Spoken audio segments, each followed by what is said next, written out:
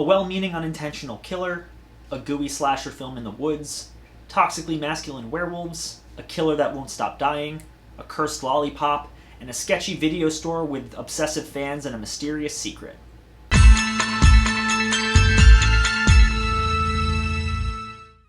I'm pretty sure something bad happened here. You don't understand! You have to kill me! Now! Internet, hello. I am here with my lovely friend Felicia from GirlyGore, and Hi. we both attended the virtual Chattanooga Film Festival this past weekend. It was a lot of fun. I saw a lot of good movies. How about you? It was honestly kind of a dream come true in certain ways. I thought they did such a good job. Oh, I agree. Like, I kind of want more festivals to be like that. I know. Not only because it was a more lot access. cheaper. It was a lot cheaper than most festivals are, but, like, also, I don't think I saw any movies that I was like, that was bad. That's exactly what I said in, like, my first review I did. Was I was just like, there were no bad movies. There were maybe some I liked more than others, but, like, the curation of the festival was very impressive. Yeah, they did a really, really, really good job with it. I didn't really go to any of the events, and I kind of wish I did, but oh well. But it was a good time. Like, the whole weekend was a lot of fun, and there were a lot of good movies, and I saw some really crazy shit that I can't wait for you guys to see. And we're going to talk about one of them right now. Oh, yeah. We saw a film called Scare Package, which is a horror anthology directed by 7 different people. Yes. I'm gonna just put their names on the screen. I don't want to list them. There's too many. It's true. But how do you describe this movie? Well, first I have to say the adorable thing about this is that we watched it together. Yes, while we did. texting. Mm-hmm.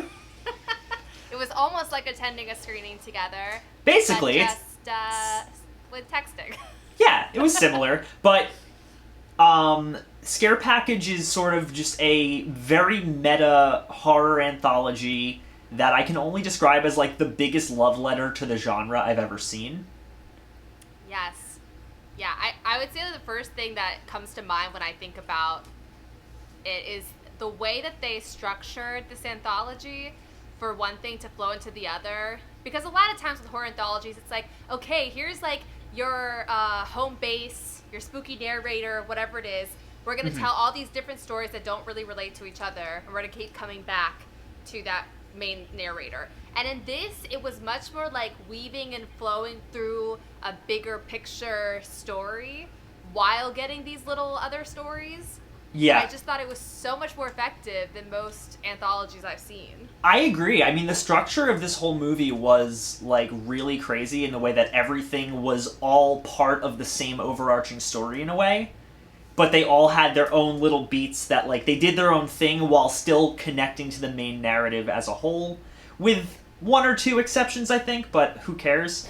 I really, really dug this movie. It's one of the most fun things I've seen all year.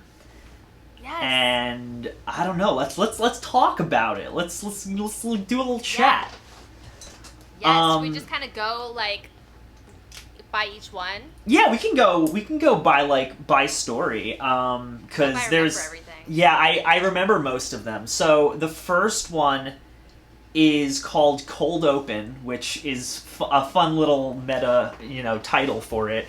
And it's just the cold open to the movie, and it's the story of a dude who he knows he's in a film, or at least in something that resembles a film, and he is the guy who is responsible for making sure that all the teenagers in the horror movies go to the places they're supposed to go and make sure the power's out and all those sorts of things. And he just wants to be a main character. Yeah. And the hijinks that ensues from that is very funny. Yeah, what I love so much about that guy is just this idea that every spooky thing that happens in a horror movie, someone is just orchestrating. So, like, when all the lights go out, the killer didn't make all the lights go out. This little assistant guy that runs around to make sure everything is really spooky turns the lights out. Yeah. It's so funny. Oh, Like, it's when hilarious. He has a moment where he's possessing the dolls. He's like, do you know how hard it is to possess a doll? And, like, it shows him, like, trying to do it. lovely little throwback to Annabelle there with that one, which was kind of Yes. cute. I thought that was adorable. Like I said, this movie's just a total love letter to like every type of horror film that's ever existed.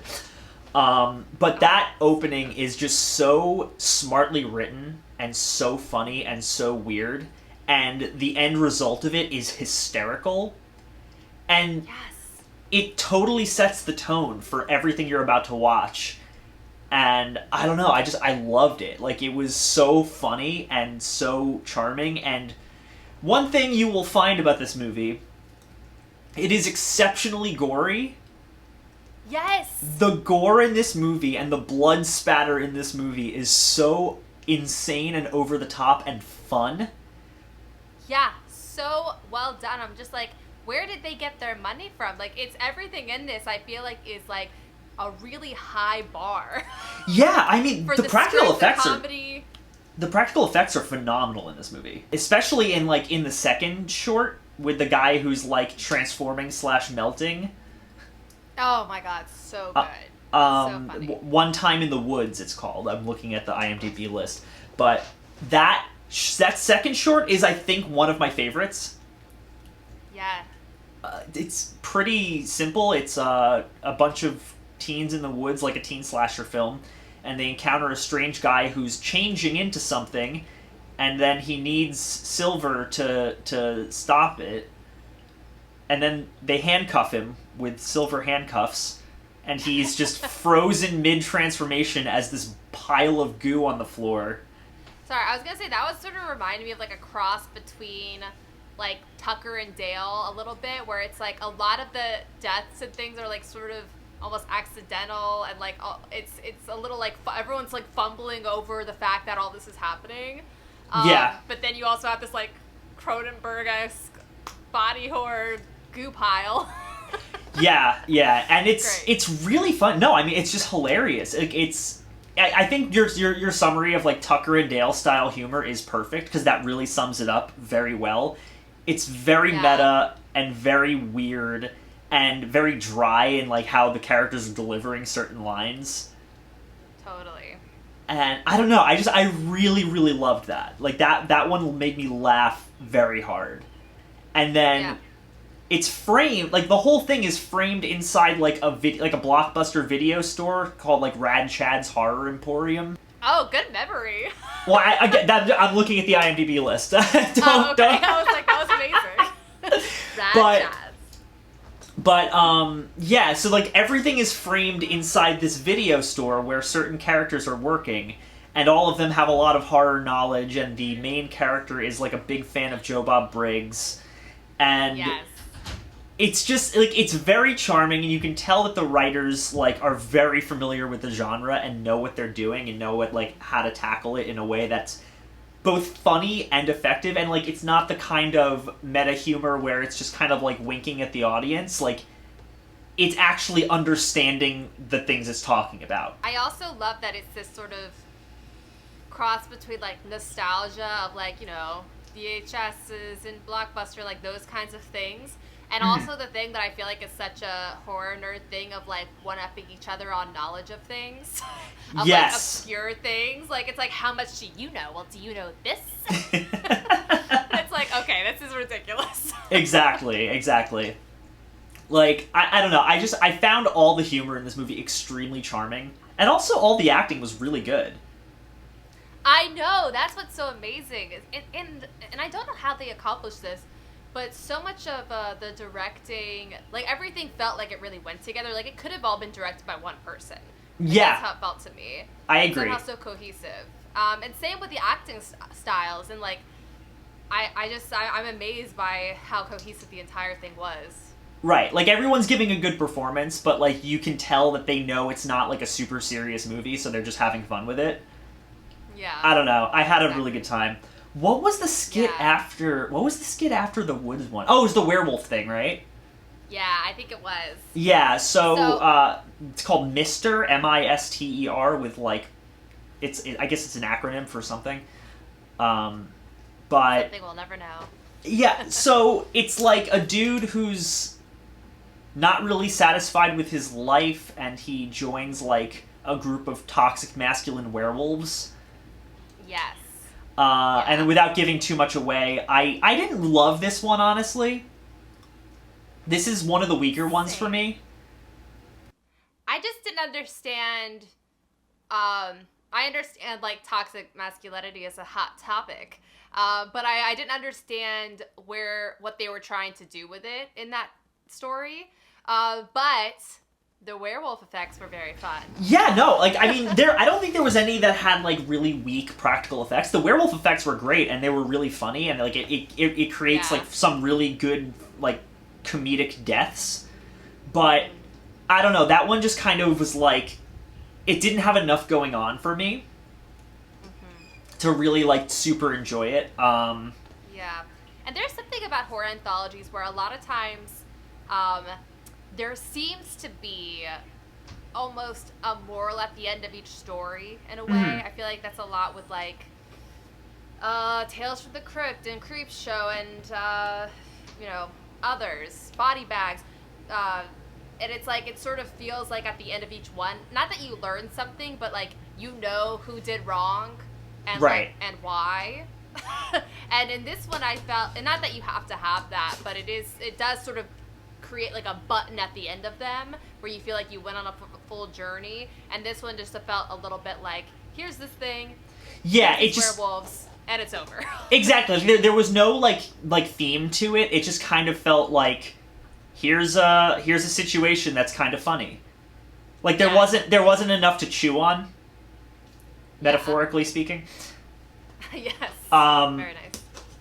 But yeah, so then what was next? The sleepover one, the slumber party one. Girls night out of body. It's a slumber party where they steal a cursed lollipop from a store. Classic. Yeah. Again, really great practical effects. This is another one that I didn't really get much out of. I know, yes, but for some reason, and I'm sure it's because it's just my aesthetic, but like this short was my aesthetic, so it's like all of the aesthetically colors. It was gorgeous. Yeah, like the girls, I don't know, like everything about it, I was just like really into it, and at the end, I don't even know what I got out of it, but I enjoyed the look of everything. Oh yeah, for sure. I mean, like the set design of this one, I love, because I think I texted you and I was like, the entire like set design here reminds me of Cam. Yes, you did say that. Yeah, everything's very pink and very like unapologetically like feminine. And I loved that. Like, I love the aesthetic of this one. I love the practical effects of this one. I just, like the werewolf one, it just kind of didn't give me a lot to, like, focus on past how pretty it was. Yeah, I get that. Yeah. And then, after that one, came my favorite, like, skit in the whole entire bunch, which was, the night he came back again, the final kill or whatever, where it's like... Oh, we're already there. Okay. Yeah, but I mean, I love... This one was the funniest one by far for me. Because it's like somebody telling the story of, like, a movie called The Night He Came Back Again, and it just shows, like, like the final act of that movie, and that's the short. And the whole plot is there's a killer who just can't die. Like, he keeps coming back to life, and they keep trying to kill him in all these different ways. Like, increasingly gory, insane ways, and it always ends up backfiring somehow. Oh my god, exactly, Oh, it's so hysterical. Like, I laughed my ass off. The one line that I still think about, because I don't know what it was, it just, like, struck me, is the part when they kill him the first time and the boyfriend goes, "He's dead, Daisy. Now have sex with me." Yeah, I was going to say there is something interesting in this one they did that I loved, that they sort of keep coming back to, like, how sexuality, or, like, how the female character in these stories is going to be sexually attracted to, yes, her boyfriend, but also eventually the killer in a way, and how there's this, like, sexual, like, weird energy between killer and victim in Final Girls, typically. Yeah. And it's weird. It's but weird, they, like, but addressed it in such a funny way. They do. Like the punchline of that is so hysterical. Like, Yeah, I'm trying to not give too much away because a lot of people haven't seen these yet. And so I'm trying to not say too much to like ruin the jokes, but I thought this is by far the funniest one. It's got some of the best gore. It's got some of the best dialogue. And this one specifically reminded me a lot of 5 Second Film's horror movie Dude Bro Party Massacre 3. Which I haven't watched yet. I know you recommended it to me. I did last time we did, but it's a very similar type of humor where it's just like this like very self-aware, incredibly stupid humor that like you can't help but laugh at because it's just so dumb that you're like, oh, this is very charming. Yeah, and it's all things that are part of your like wheelhouse. So it's like your nostalgia in relation to the jokes is like it's so inside jokey. Like everything's exactly. an inside joke to the viewer, and that's how this whole movie kind of is. It's like all inside jokes with horror fans. I definitely think that was like, for me, one of the best ones there was, and then it's followed by the one that both of us were just like, I don't get it. Which is the worst one. So Much to Do, which I do think is the worst one. Like, not that it's and a bad title. Yeah, it's a bad title, and like I didn't get this one. I really didn't. Like, so the gist of it is there's a guy who was murdered by like evil pilgrims or something. I don't know. They look like evil pilgrims. Something and like then his soul possesses a woman who doesn't want to be spoiled on her favorite TV show, but he wants to watch that show, and he's ahead of her. So the two of them have, like, a kung fu fight in her living room, fighting over her body. And that's it. That's the short. Like... Yeah. It's something also about her, like, being very busy and having a lot to do, and this guy kind of, like, ruining, like, getting in her day, and I don't know. It's like... Yeah. There's not much there. There wasn't anything there. Like, that's the one for me that I was like, I'm getting nothing from this. Like, it made me feel like I spaced out and missed something, but I didn't. Like, I was watching the whole time. Yeah. It's almost like they were trying to, like, put a possession story in some way. And, like, I feel like instead of leaning into the tropes of possession stories, they tried to do something slightly different. But the whole point of this whole movie is to lean into the tropes. And so because they didn't really do that, I couldn't really attach to anything. Yeah, it's just kind of like its own thing. It doesn't even really feel like it should be part of this movie. Yeah, it feels very separate. Yeah, like it's just, there's nothing really... And even with how it ties into the main story, it doesn't really fit. I'm trying to remember how they did tie it in. Was it someone just being, like, describing another movie or something? No, but the new employee at the video store, like, finds, like, a hidden videotape in, like, the back room. Oh, that's right, the Watch Me. Yeah, and then he plays it, and it's just that. And I don't, like, yeah. I don't know, I didn't get it. But then, the final story is all centered in this video store. It's called Horror Hypothesis, and it's centered with all the characters from the Frame narrative all being put in, like, a cabin-in-the-woods style experiment where scientists are trying to, like, study the tropes of horror through, like, an actual killer situation. And I don't want to spoil... The big thing? The big thing. I don't want to spoil the big thing. I will just say that this has one of the best cameos I've ever seen. It blew my mind. I yelled out loud. I said... Oh, same. I texted you in all caps. I was like, wait, what? Especially because no one mentioned that. Like, I hadn't heard anyone mention it. Neither had I. And like, the person is not in the cast list. So I was just, like, blindsided. I was blindsided, and I thought it was so funny. And I mean, like, the whole skit is funny, where, like, every character that's there is based on, like, a horror movie archetype. And there's a moment where, like, he's listing off all the archetypes, and he gets to the black guy, and the guy looks at him, and he's like, we really gonna do this? And he's like, I was gonna say British. Do I hear an accent? Yeah, that was a really funny moment. I did laugh at that one. There's, like, a lot of really good moments in that. I love the part where, like, someone gets killed with, like, a full-size treadmill that just gets, like, thrown across a was hallway and, shocking. like, impales them to a wall. Shocking. It's wild and hilarious. And then, like, again, without spoiling too much, it all comes full circle at the end in how it relates to the first skit of the short, or of the Yes. anthology. And Yeah, it relates back to the cold open in a really interesting way.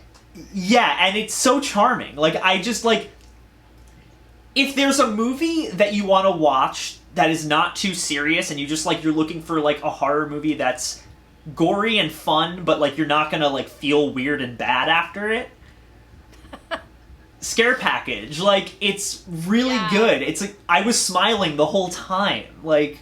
Yeah, it's so delightful. It really, really is. And you know what? It's full of heart, and I think that's what makes this so good. It's like, there's so much heart in every story, besides maybe that one. And the overall, like, you can just tell the amount of love that went into making it, that you just want to love it. And you do. Exactly. Exactly. I think that sums it up, like, perfectly. It's a total love letter to horror filmmaking as a whole. Yeah. And it's, like I said, it's not like one of those meta films where it's just, like, making cheeky little winks and, like, nothing else. Like, it actually understands the stuff it's talking about, and it's really just, like, going full force into those tropes. And there's just something about it that's really, really charming. Yeah. And I also appreciate that they really brought in some first-time directors, a lot of people that have only done some shorts. They seem to be really, like, creating a little jumping-off ground for people, because I feel like this thing's probably going to... Once it hits Shudder, I think it's going to be pretty big. And that might I think so, too. Directors and writers. Yeah. I think this is going to blow up when it hits Shudder. I hope it does, anyway, because it deserves a lot of attention. It's really, really fun. There is so much spurting blood in this movie. Like, so much. And other bodily fluids. It's it's a mess. Lots of limbs flying around, lots of gore. It's just, I don't know, there's just something that's really, really charming about it, but what are your, like, top three? My top three, I'm gonna say One Time in the Woods.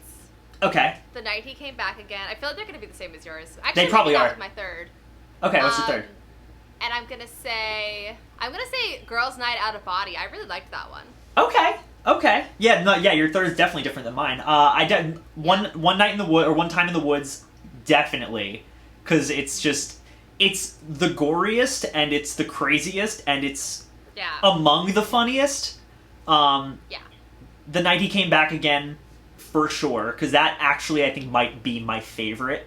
I'm not doing it in any particular order right now. And then, like, for my number three, I'm torn between Cold Open and Horror Hypothesis, because both of them are very funny. I didn't even really think about those because they're, like, the overall, but you're right. Yeah. I think I gotta go with Horror Hypothesis. Yeah, I think I gotta go with Horror Hypothesis, because, like, it's got that cameo, it's the longest one, it has the most familiar faces in it, and it's also just, like, it's very Cabin in the Woods, which is a movie I love. So, yeah, I'm gonna say that Scare Package is solid without a doubt. It's like a strong 8 out of 10 if I did a number rating scale. It's totally worth a watch. It's got so much, like, fun and blood and gore and a lot of really snappy, witty humor.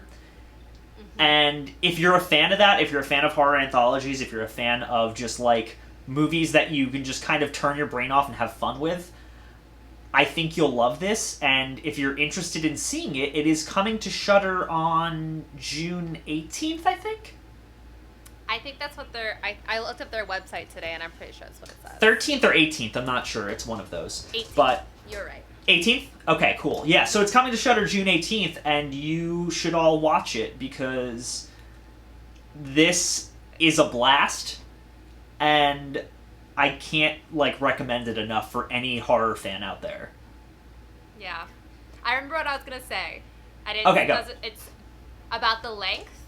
Oh, yeah, go. I remember when we turned it on, I realized it was, like, an hour 45 or something. It's, like, close to 2... I don't know. It was, like, kind of long. I was like, how are they going to keep an anthology going this long? And I never once felt the time. Yeah, I didn't either. I didn't really feel the time at all. I mean, it's very, I think it's because it's divided up so well and it's structured so well, like, you don't ever feel like it's dragging. Do you have any closing thoughts? It's just a delight. I'm excited to watch it again. Yeah. I don't have anything other than it's awesome. Yeah, I mean, no, I'm stoked to watch it again, like when everybody's able to watch it, because I kind of want to watch it with like a group of people. I love doing collabs with you, so I'm having a great time. Dude, I love doing collabs. One day we'll be able to do a collab in person when it's legal. Oh, can you imagine? It'll be great. But yeah, so as always, guys, thanks so much for watching. If you like this channel and you want to see more, click the thing down there, like, comment, subscribe, click the bell if you want to get notified. There's a Patreon link. Also, I'm going to leave all Felicia's information down in the thing, whatever it's called. I can't think of words right now. It'll be there. Yeah, that. Also, just for all of you watching, I am also going to leave a link to the Minnesota Freedom Fund down in the description as well. This is more important than donating to anyone's Patreon right now, in my opinion. This is for all of the people who were being arrested in protests out in Minneapolis after, the awful shit that's going on out there. So if you have any money to spare, if you have any disposable income of any kind, if you're financially stable, please consider donating to that. It is a very good cause. You'll be helping a lot of people who really need the help right now. So I urge you, please, if nothing else, click that link and donate what you can. Yeah. I donated this morning. I will be as soon as I get money from Patreon on Monday. So as soon as I have some money to spare, I will be donating as well. And it would be a very, very, very good contribution. So please consider it. I love you all very much. Thank you so much for watching again. I'll see you all next time. Bye. What do you mean what's happening in the movie? Just watch the movie!